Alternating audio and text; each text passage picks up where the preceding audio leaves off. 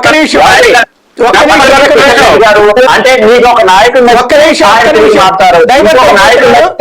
తెలంగాణలో ఒక్క నిమిషం అండి, ఆంధ్రాలో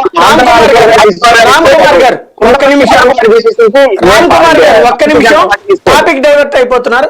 ఒక్క పాయింట్ ఏంటంటే రేపు పొద్దున మీరు పెట్టబోయేటటువంటి యాత్రలు ఇప్పుడు తెలుగుదేశం పార్టీ సభలన్నిటికీ జనసేన జెండాలతో వెళ్తున్నారు. జనసేన జెండాలకి తెలుగుదేశం పార్టీ వాళ్ళు వస్తున్నారు.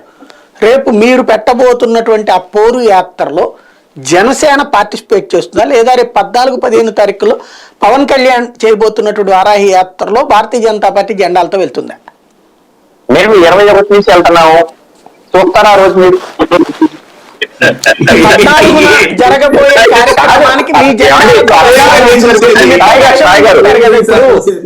సాయి గారు మీరు పేరు ఏంటంటే జనసేన విషయాలు జనసేన అడగండి. అలాగే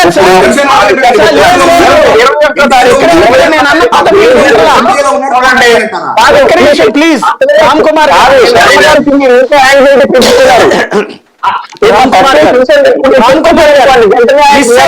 పాయింట్ ఒకటి ఉంది, లాజిక్ ఉంది.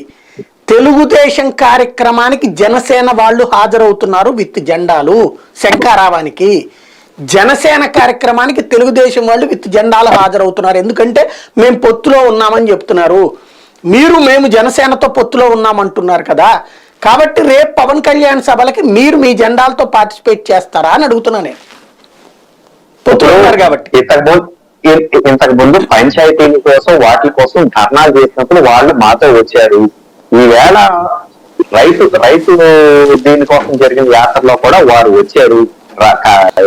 విజయవాడలో 21st ఏం జరిగింది, 21st చూడండి. 14ను మీరు అటెండ్ అవుతారా అంటున్నాను సార్. 14 మాకు ఇంకా చెప్పలేదు సార్. 14th అనే దానికి మాకు ఇంకా చెప్పలేదు. అదే